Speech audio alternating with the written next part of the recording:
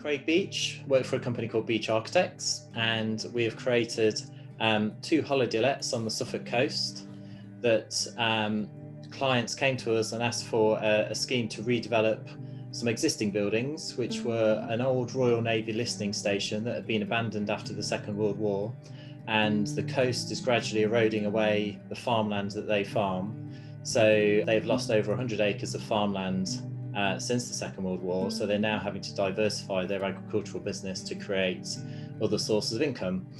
So the idea is to replace the derelict buildings with two holiday lets that they can then rent out. It's in a good location on the Suffolk coast, but they wanted buildings that would be responsive to climate change and coastal erosion, and they had a very strong emphasis on sustainability.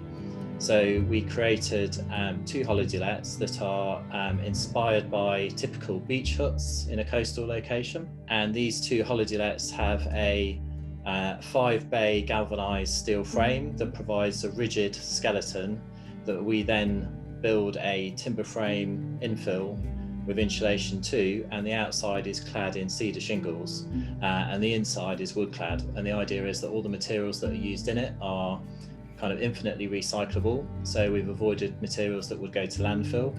So all the materials basically can be reused in other buildings if the buildings are demolished. But equally, the idea is that the buildings are portable, so they respond to climate change. So as the coast erodes and sea levels rise, the buildings can be lifted. They're of a size that would fit on the back of a lorry. So they can be craned onto the back of a lorry and moved inland.